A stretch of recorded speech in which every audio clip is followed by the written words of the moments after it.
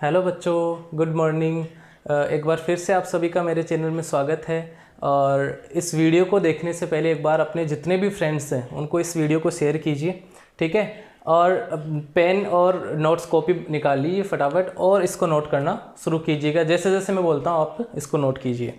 Okay, तो आज जो है अपन 9th क्लास का सेकेंड चैप्टर करने वाले हैं और उसका नाम है पदार्थ की संरचना व अणु, ठीक है। और ये जो है चैप्टर किस में आता है? रसायन विज्ञान में। विज्ञान जो है अपनी बुक, उसके 3 या 4 पार्ट कर रखे हैं। तो पहला रसायन विज्ञान है, फिर बायोलॉजी दे रखी है, फिर फिजिक्स दे रखी है और फिर एनवायरनमेंट के कोई 1-2 चैप्टर भी हैं। तो अपन जो है पहला सेकेंड चैप्टर जो है वो क्या करने वाले हैं, उस किसका भाग है ये? रसायन विज्ञान का। रसायन विज्ञान के बारे में देखो कुछ नॉलेज आपको याद रखना है कि रसायन विज्ञान की परिभाषा किस तरीके से दोगे। तो आप बोलोगे कि विज्ञान की वह शाखा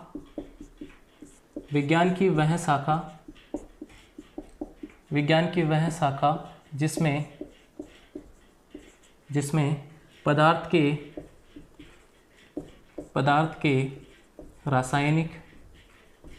पदार्थ के रासायनिक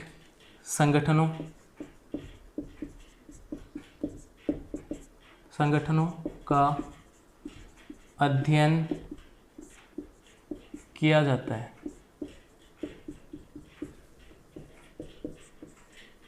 ठीक है, इसे रसायन विज्ञान कहते हैं।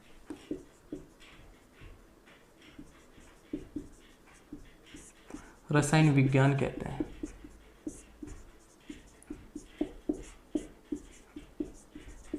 ठीक है, विज्ञान की वह शाखा जिसमें पदार्थ के रासायनिक संगठनों का अध्ययन किया जाता है, इसे अपन क्या कहते हैं? रसायन विज्ञान। एक और चीज़ आपको याद रखनी है कि रसायन विज्ञान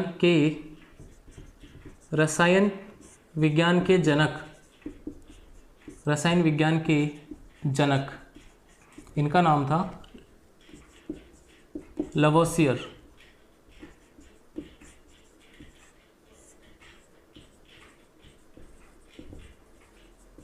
ठीक है, ये याद रख लोगे आप। 2 चीज़ें आपको याद रखनी है रसायन विज्ञान के बारे में। विज्ञान की वह शाखा जिसमें पदार्थ के रासायनिक संगठनों का अध्ययन किया जाता है, उसे रसायन विज्ञान कहते हैं। अब पदार्थ जो वर्ड आया पदार्थ, इसी के बारे में ये चैप्टर पूरा दे रखा है, तो आगे अपन पढ़ने वाले हैं इसके बारे में।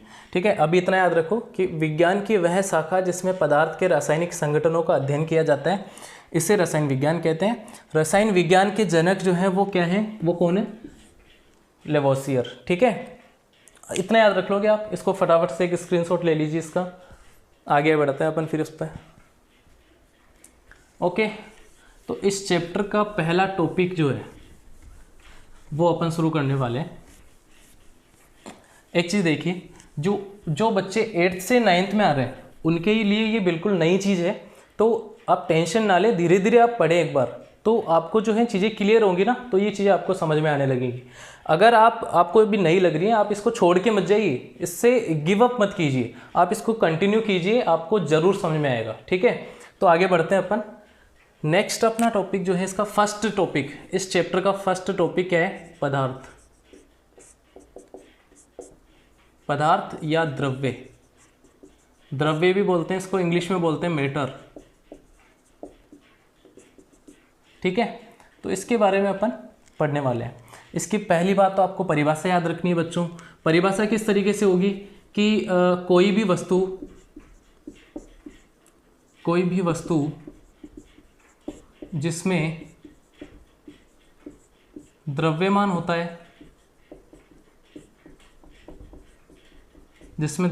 होता है तथा वह कुछ स्थान घेरती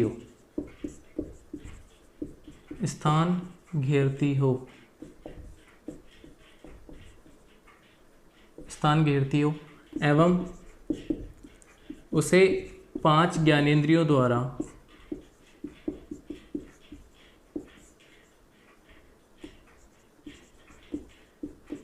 ज्ञानेंद्रिय मतलब इंग्लिश में सेंसेस द्वारा महसूस किया जा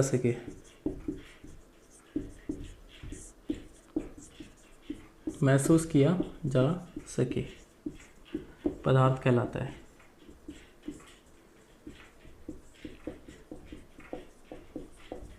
ठीक है, इतना याद रख लोगे। कोई भी वस्तु जिसमें द्रव्यमान होता है तथा वह कुछ स्थान घेरती है। द्रव्यमान, द्रव्यमान का मतलब भार। जैसे मैं बोलता हूँ मेरा, केमिस्ट्री की अगर बात करें अपन, रसायन विज्ञान में द्रव्यमान और भार एक ही चीज़ होती है। फिजिक्स में दोनों अलग अलग अपन डेफिनेशन पढ़ते हैं उसकी। तो आपको याद रखना है कि द्रव्यमान जो है वो रसायन विज्ञान में दोनों का मतलब एक ही होता है। भार जिसको बोलते हैं अपना वजन, वो क्या हो गया, द्रव्यमान हो गया अगर केमिस्ट्री की बात करें अपन। तथा कुछ स्थान घेरती हो, स्थान घेरने का मतलब हो गया आयतन उसका।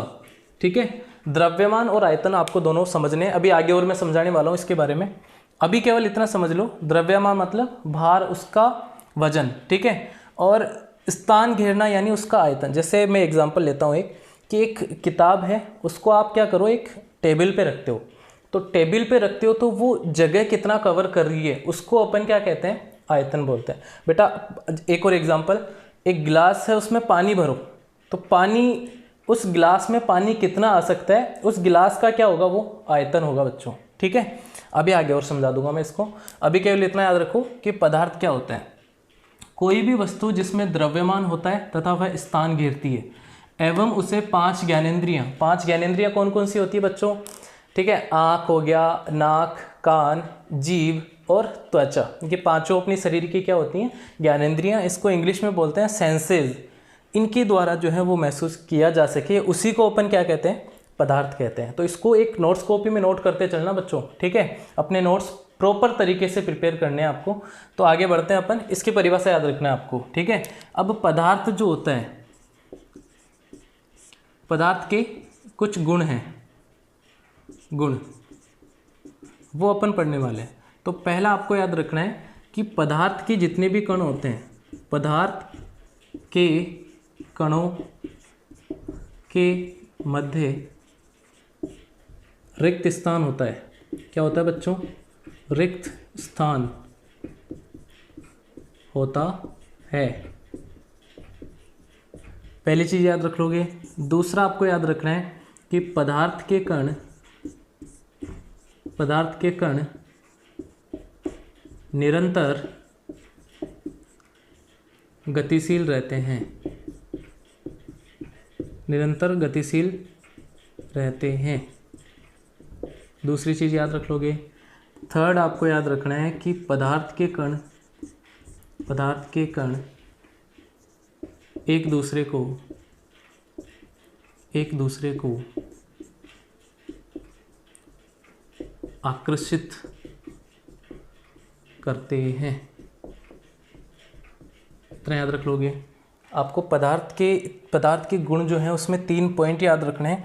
पहला है, पदार्थ के कणों के मध्य रिक्त स्थान होता है बच्चों। यानी जैसे कच्चा एक चित्र बना के बताता हूँ मैं आपको। जैसे ये है एक लोहे का टुकड़ा है, उसमें क्या है, इसके कण होंगे इस तरीके से।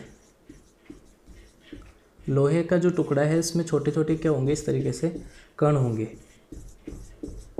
ठीक है, इन कणों में क्या होगा, एक तो रिक्त स्थान होगा बीच में। ठीक है, ये रिक्त स्थान होगा और ये हमेशा गति करते रहेंगे, ये इधर उधर एक तरीके से मूव होते रहेंगे। और एक और चीज़, ये एक दूसरे को आकर्षित भी करेंगे। ये सारे जो है एक दूसरे को आकर्षित करते हैं। तो इस तरीके से ये आपस में बंधे रहते हैं। इनके बीच में एक आकर्षण बल होता है, उसके द्वारा ये जो है बंधे रहते हैं। आपको इतना क्लियर है, ये याद रख लोगे आप। तो दोबारा रिपीट कर रहा हूँ, पदार्थ कोई भी वस्तु जिसमें द्रव्यमान हो, वो स्थान घेरती हो और उसको 5 ज्ञानेंद्रियों द्वारा महसूस किया जा सके, उसे क्या कहते हैं बच्चों, पदार्थ कहते हैं। पदार्थ के गुण होते हैं, पदार्थ के कणों के मध्य क्या होता है, रिक्त स्थान होता है, वो गतिशील होते हैं और एक दूसरे को आकर्षित करते हैं। फटाफट से स्क्रीनशॉट लीजिए इसका और फिर अपन आगे बढ़ते हैं। ठीक है, तो चलिए आगे बढ़ते हैं। अब पदार्थ को जो है अपन डिवाइड करते हैं, 2 पार्ट में डिवाइड करते हैं पदार्थ।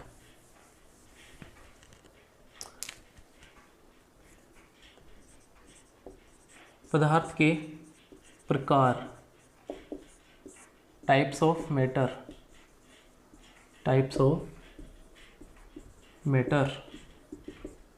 तो इसको अपन 2 भागों में बांटते हैं। पहला तो है शुद्ध पदार्थ, प्योर मैटर, ठीक है, प्योर मैटर।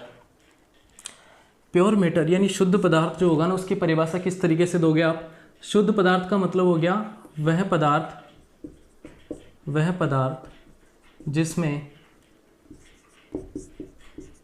जिसके सभी अवयवी कण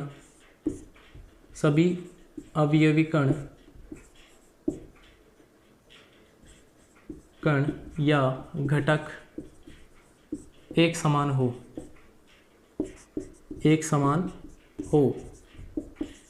उसे शुद्ध पदार्थ कहते हैं। शुद्ध पदार्थ कहते हैं, ठीक है। वह पदार्थ जिसके सभी अवयवी कण या घटक एक समान हो या एक ही हो। एक समान अवयवी कणों से बनने वाला पदार्थ क्या होता है? जैसे मैंने अभी एक एग्जांपल लिया था, लोहा। अगर लोहे का टुकड़ा देके अपन, तो लोहे के टुकड़े में जितने भी कण होंगे ना उसके, वो एक जैसे होंगे, भले उसका आकार हो, भले उसके कोई भी गुण हो, सब में जो है एक समान होते हैं। इसीलिए उसको अपन क्या कहते हैं? Pure matter. अगर लोहे का टुकड़ा है, उसके अंदर जो कण हैं वो सारे के सारे एक जैसे होते हैं, इसलिए उनको क्या कहते हैं? अपन उसको क्या कहते हैं? शुद्ध पदार्थ कहते हैं, ठीक है। तो इसके उदाहरण देख लो।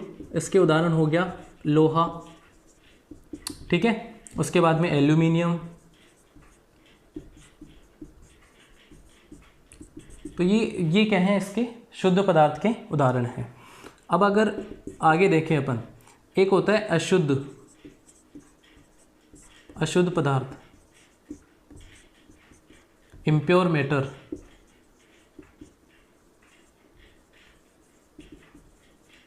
इम्प्योर मैटर, इसकी परिभाषा किस तरीके से देंगे? वह पदार्थ जिसके सभी अवयवी कण या घटक भिन्न भिन्न हो उसे क्या कहते हैं अपन? अशुद्ध पदार्थ। जैसे उदाहरण अगर बात करें अपन, तो उदाहरण हो जाएगा वायु, मिट्टी, ठीक है। ये दोनों क्या है? अशुद्ध है। आप देख रहे हो वायु में जो है ऑक्सीजन भी है, CO2 भी है, धूल के कण भी हैं, जलवाष्प भी हैं। तो इसलिए अपन इसको क्या बोल रहे हैं कि एक से ज़्यादा कण है और वो भी अलग अलग है। एक से ज़्यादा कण है और वो भी अलग अलग है। तो इसलिए ये किस में आएगा बच्चों? अशुद्ध पदार्थ में आएगा, ठीक है। आपको क्लियर होगा इतना? शुद्ध पदार्थ यानी एक ही प्रकार के अवयवी कणों से बना हुआ पदार्थ क्या होगा? ठीक है, शुद्ध पदार्थ। जैसे लोहा मैंने उदाहरण दिया आपको, ठीक है, याद रखना है। उसके बाद में अशुद्ध पदार्थ जो होता है वो अलग अलग प्रकार के घटकों से मिलकर बनता है, उसको अपन क्या कहते हैं? अशुद्ध पदार्थ कहते हैं। इतना याद रख लोगे आप? फटाफट से स्क्रीनशॉट लीजिए। अब अपन पढ़ने वाले हैं मेन इंपॉर्टेंट टॉपिक,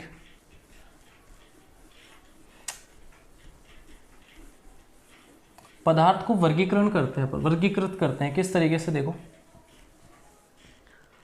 पदार्थ का वर्गीकरण, ये बहुत इंपॉर्टेंट है भाई, याद रखना आपको। पदार्थ का वर्गीकरण, क्लासिफिकेशन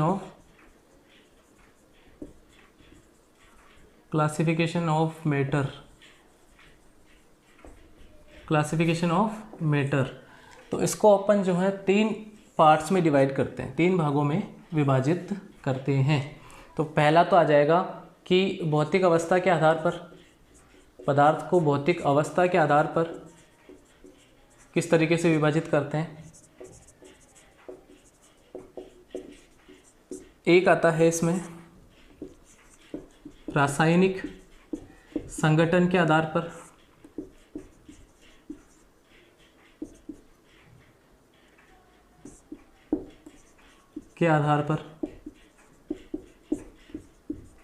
थर्ड जो है इसमें आ जाएगा रासायनिक प्रकृति के आधार पर, रासायनिक प्रकृति के आधार पर, ठीक है, रासायनिक प्रकृति के आधार पर।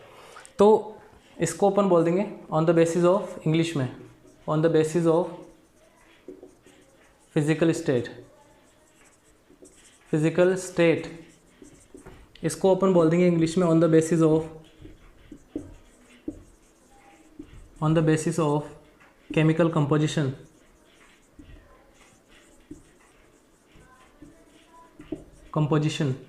और इसको बोल देंगे ऑन द बेसिस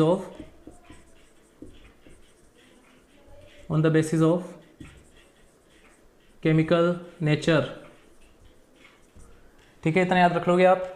3 पदार्थ को इस तरीके से वर्गीकृत करते हैं अपन कि भौतिक अवस्था के आधार पर पहला, फिर दूसरा क्या है रासायनिक संगठन के आधार पर, और तीसरा क्या है रासायनिक प्रकृति के आधार पर। बच्चों ध्यान रखना है कि फिजिकल स्टेट या फिर भौतिक अवस्था के आधार पर पदार्थ 3 प्रकार का होता है। तो पहला कौन सा है? पहला है ठोस, सॉलिड। ठीक है, फिर एक होता है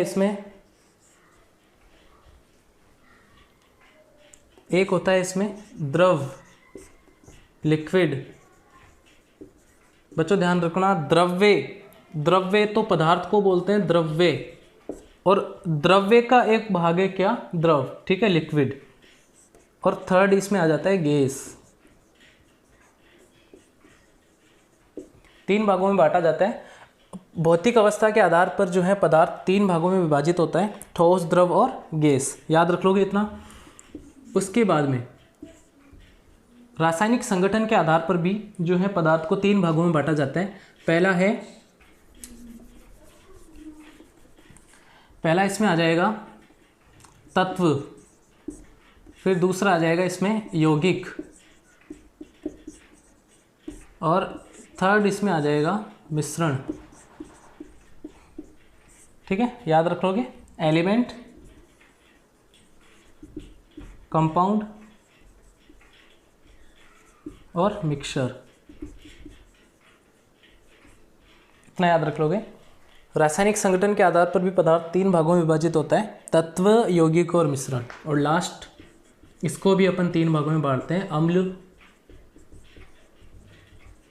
क्षार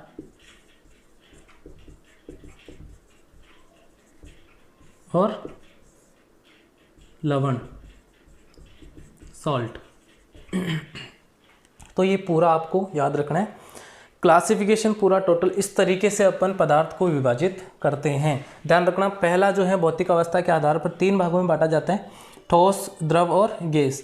रासायनिक संगठन के आधार पर पदार्थ को 3 भागों में बांटा जाता है, तत्व, यौगिक और मिश्रण। ठीक है बच्चों।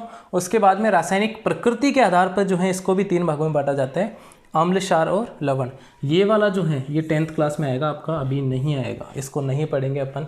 ठीक है, अभी केवल जो है अपन 2 चीज़ें पढ़ेंगे।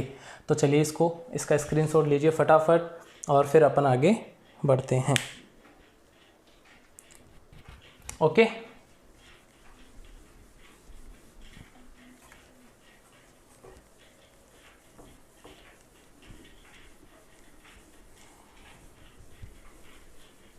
तो फर्स्ट जो है अपन फिजिकल स्टेट की बात करें, भौतिक अवस्था के आधार पर पदार्थ। पहला, भौतिक अवस्था के आधार पर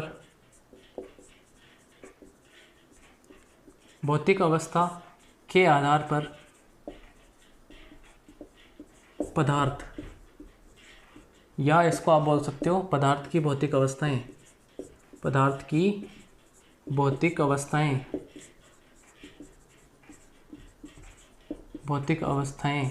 ठीक है, पदार्थ की भौतिक अवस्थाएं।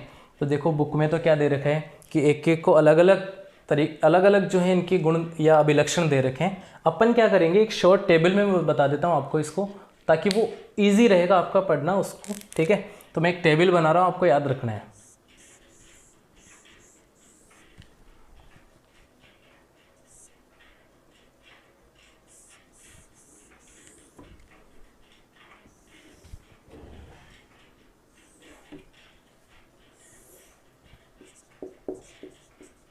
ठोस, द्रव और गैस। ठीक है, ठोस, द्रव और गैस। यहां पे मैं लिख रहा हूं अभिलक्षण या गुण। तो पहला जो है इसमें वो आपको याद रखना है आकार। देखो भौतिक अवस्थाएं अपनी कितनी पड़ी है? 3 पड़ी, ठोस, द्रव और गैस। ठोस आपको पता है, थोड़ा बहुत आपको अगर नॉलेज है आप देखते हो, जैसे कि पत्थर आप देखते हो कैसा दिखता है बच्चों, ठोस दिखता है, सॉलिड होता है वो। पानी देखते हो वो द्रव होता है, ठीक है। और एक गैस आप देखते ही हो, जैसे ऑक्सीजन वगैरह, वायु देखते हो आप, ठीक है। तो ये सारे क्या हैं, गैसेज हैं। अब इसमें अपन इसके गुण जो है पढ़ने वाले हैं कि इन ठोस, द्रव और गैस में कौन कौन से अभिलक्षण हैं, उनको अपन पढ़ने वाले हैं, ठीक है। तो देखो ठोस में पहला अगर इसकी गुण की बात करें अपन, आकार, तो ठोसों का आकार क्या होता है बच्चों, निश्चित होता है, निश्चित आकार। ठोसों का आकार कैसा होता है, आप कैसे बोलोगे, देखो टेबल का मतलब क्या है। अगर आपको गुण लिखने हैं, अगर आपको क्वेश्चन आता है मान लो 2 नंबर में कि ठोस के अभिलक्षण लिखिए, तो आप क्या करोगे, जैसे मैं टेबल बना रहा हूँ उस अकॉर्डिंग चलना है। तो आप लिखोगे ठोस का आकार निश्चित होता है, पहला गुण हो गया कि ठोस का आकार जो होता है वो कैसा होता है, निश्चित। फिर आप बोलोगे द्रव का आकार कैसा होता है, अनिश्चित होता है, ठीक है। और गैस का आकार तो वैसे भी क्या होता है, अनिश्चित। फिर आप आ जाओगे आयतन पे। दूसरा क्या है, आयतन। आयतन जो होता है वो ठोसों का क्या होता है, निश्चित होता है। अभी समझा रहा हूँ, रुक जाओ, ठीक है। और द्रव का भी क्या होता है, निश्चित। और गैस का जो आयतन होता है वो होता है अनिश्चित, ठीक है। उसके बाद में थर्ड आपको ध्यान रखना है कि आकर्षण या अंतराण्विक आकर्षण, अंतराण्विक आकर्षण बल, ये किस प्रकार होते हैं। तो ठोस में जो है ये प्रबल होते हैं, ठोस में प्रबल यानी बहुत अधिक इनमें क्या होता है, अंतराण्विक। अभी तीनों को एक्सप्लेन करूंगा बच्चों, अभी केवल देख लो एक बार। अंतराण्विक बल इनमें प्रबल होते हैं, इनमें मध्यम प्रकार के होते हैं, और इनमें दुर्बल होते हैं। दुर्बल मतलब बहुत वीक, कम। फिर फोर्थ आपको चीज़ याद रखनी है, आकार हो गया, आयतन हो गया, ठीक है, अंतराण्विक आकर्षण बल हो गया, और इसके अलावा आपको याद रखना है घनत्व, डेंसिटी जिसको बोलते हैं। तो डेंसिटी, घनत्व की बात हो रही है, तो ठोसों का घनत्व जो होता है ना वो क्या होता है बच्चों, अधिक होता है। इनका घनत्व क्या होता है, मध्यम प्रकार का होता है, और इनका क्या होता है, बहुत कम या न्यूनतम, ठीक है। फिर एक और आपको गुण याद रखना है, संपीड्यता। ये एक चीज़ सोच के देखो, क्या आप ठोसों को दबा सकते हो, कंप्रेस, संपीड्यता का मतलब होता है कंप्रेस करना। तो आप क्या ठोसों को दबा सकते हो, पत्थर को आप किसी भी चीज़ से दबा सकते हो क्या, नहीं दबेगा वो। तो इसको अपन बोल सकते हैं शून्य। ठोस जो है ना कभी भी उनकी संपीड्यता नहीं होती है। फिर एक और चीज़, संपीड्यता जो द्रव्यों की होती है वो क्या होती है, न्यूनतम। और गैस की जो है वो होती है अधिकतम। याद रख लोगे इतना, ठीक है। उदाहरण लास्ट, अगर आपको इनमें कोई क्वेश्चन आता है, मान लो कि ठोस, द्रव, गैस में आपको क्या करना है, एक तरीके से क्लासिफिकेशन करना है, या इसको बोल सकते हैं विभेद करना है आपको, ठीक है। तो ठोस, द्रव और गैस को आप कैसे विभेदित करोगे, तो अगर क्वेश्चन आ गया तो आप क्या करोगे, इस तरीके से टेबल बनाओगे और आपको ये लिख देना है, ठीक है आपको। तो फिर 6 जो है इसका उदाहरण लिख दोगे आप लास्ट। उदाहरण में देखो, ठोस का उदाहरण जानते हो, जैसे पत्थर है, ठीक है, कंप्यूटर, ठीक है, ये दोनों क्या हैं, ठोस के उदाहरण हो गए। द्रव की बात करें अपन तो एक तो हो गया पानी, और एक क्या हो जाएगा, तेल। फिर गैस में CO2, कार्बन डाइऑक्साइड का नाम सुना होगा सबने, उसका फॉर्मूला क्या होता है, CO2, और ऑक्सीजन O2, ठीक है, ये 2 याद रख लो आप। तो इस तरीके से आपको ठोस, द्रव और गैस के गुण याद रखने। इनमें जो अगर विभेदीकरण आ गया मान लो एग्जाम में, तो आपको ये टेबल बना देनी है। फटाफट इसका स्क्रीनशॉट लीजिए, फिर अपन आगे बढ़ते हैं, ठीक है। तो ये आपको भौतिक अवस्था याद रखनी है। अच्छा, एक बार रिपीट कर देता हूँ मैं, एक बार यहाँ पे था आकार, देखो ठोस जो होते हैं ना उनका आकार क्या होता है बेटा, निश्चित। यानी आप देखोगे पत्थर अगर जो है, पत्थर पड़ा हुआ है तो वो क्या 10 दिन बाद में भी वैसा ही रहेगा, ठीक है। यानी उसका आकार जो है वो क्या है, निश्चित है, वो बदल नहीं रहा है, वो समय के साथ उसमें कोई परिवर्तन नहीं हो रहा है। यानी ठोस जो होते हैं ना उनका आकार क्या होता है, निश्चित होता है। द्रव आप देखते हो पानी जो है कैसा भी आकार ले लेता है। बर्तन जैसे गिलास में डाला तो गिलास का आकार ले लेता है, और अगर कटोरे में डालते हो तो कटोरे का आकार ले लेता है। यानी इनका कोई निश्चित आकार नहीं होता है। गैस जो होती है ना वो तो वैसे भी उनका विसरण अधिक होता है, इसलिए वो चारों तरफ फैल जाती हैं, ठीक है। उनके कण जो होते हैं ना बहुत ज़्यादा चारों तरफ फैल जाते हैं। तो अपन इसको बोल सकते हैं कि गैस में तो आकार अनिश्चित होता ही है वैसे भी, ठीक है। आयतन की अभी मैंने आपको बताया था कि आयतन, कोई वस्तु कितना स्थान जो घेर रही है उसको अपन क्या बोलते हैं, आयतन बोलते हैं।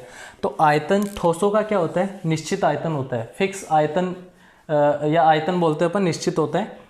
द्रव का आयतन जो होता है ना वो अनिश्चित होता है, सॉरी निश्चित होता है, ठीक है।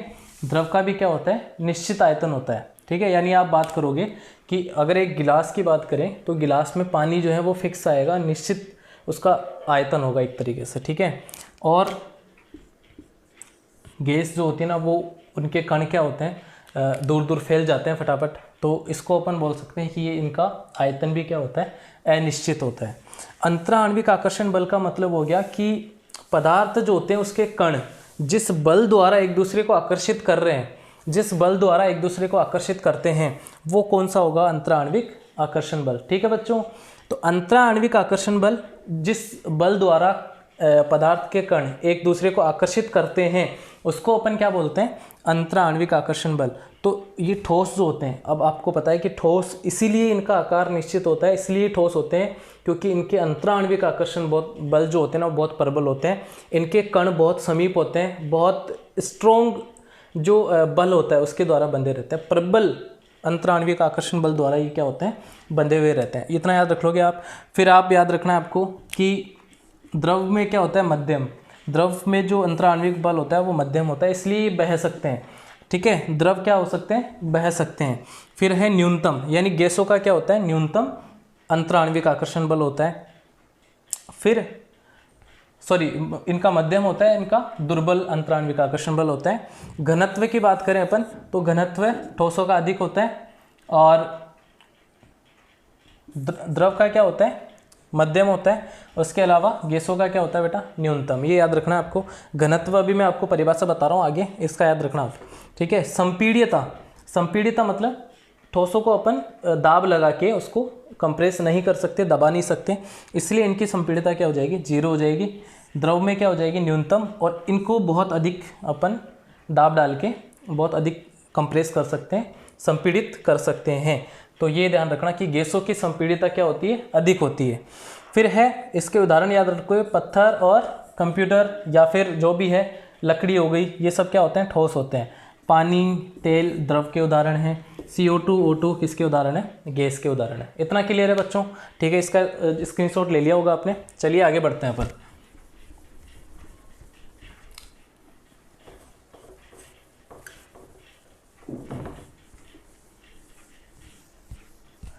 एक चीज़ याद रखना कि जल जो है, पानी, पानी एक ऐसा पदार्थ है जो तीनों अवस्थाओं में पाया जाता है। नोट करके इसको लिख लो फटाफट से कि पानी जो है, पानी एकमात्र ऐसा पदार्थ है, ऐसा पदार्थ है नेचुरल, ठीक है, पदार्थ है जो तीनों अवस्थाओं में पाया जाता है, जो तीनों अवस्थाओं में पाया जाता है, पाया जाता है, ठीक है बच्चों। आप देखते हो कि बर्फ़ पानी का रूप है लेकिन क्या होती है बच्चों, ठोस होती है। पानी आप देखते हो, पानी ये क्या होता है, द्रव रूप में होता है। और जल वाष्प, गर्म करते हो पानी को तो उसमें क्या निकलती है, जल वाष्प, और वो कैसी होती है, गैस रूप में होती है, ठीक है, उड़ जाती है ना। तो इसको इस तरीके से पानी जो है तीनों अवस्थाओं में पाया जाता है, याद रखना। एक और नोट करके इसको लिख लेना, नोट करके एक और पॉइंट लिख लेना। घनत्व में पढ़ा रहा हूँ आपको, घनत्व भी एक पॉइंट आया था वो बता रहा हूँ आपको मैं। तो घनत्व की अगर परिभाषा की बात करें अपन तो इकाई आयतन में, इकाई आयतन में निहित द्रव्यमान को घनत्व कहते हैं।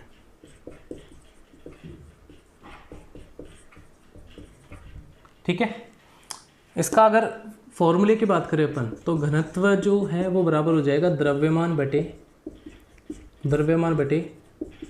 आयतन। द्रव्यमान बटे क्या हो जाएगा? आयतन।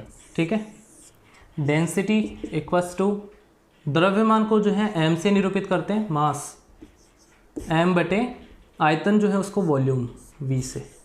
ये इसका फॉर्मूला होगा, ध्यान रखना इसको, बहुत इंपॉर्टेंट चीज़ है। स्टार लगा के वेरी वेरी वेरी इंपॉर्टेंट लिख लेना, क्योंकि बहुत काम की चीज़ है और फिजिक्स में भी आएगा, आपको ध्यान रखना है। तो अगर इसकी इकाई की बात करें, ये देखो अब ये फिजिक्स की बात आ जाती है। फिजिक्स में यूनिट्स होती हैं, वो अपन बाद में डिस्कस करेंगे। केवल अभी याद रख लो कि घनत्व का मात्रक जो होता है, घनत्व का मात्रक वो होता है, देखो द्रव्यमान को अपन किस में मापते हैं? किलो में, किलोग्राम में, और वॉल्यूम को अपन मापते हैं, यानी आयतन जो होती है उसको मापते हैं मीटर क्यूब में। याद रखना इसको, ठीक है, किलोग्राम प्रति मीटर क्यूब, ये इसका क्या हो जाएगा बच्चों? मात्रक हो जाएगा। इतना याद रख लोगे। फिर एक इसको स्क्रीनशॉट लीजिए फटाफट, एक नोट और डालिए, उसमें पॉइंट लिखिए 2-3। ठीक है, लिखो फटाफट से।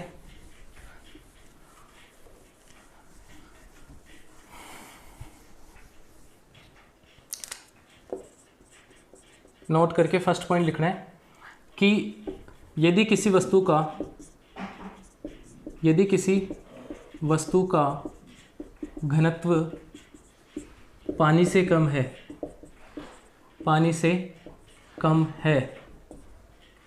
तो वह पानी की सतह पर तैरेगी।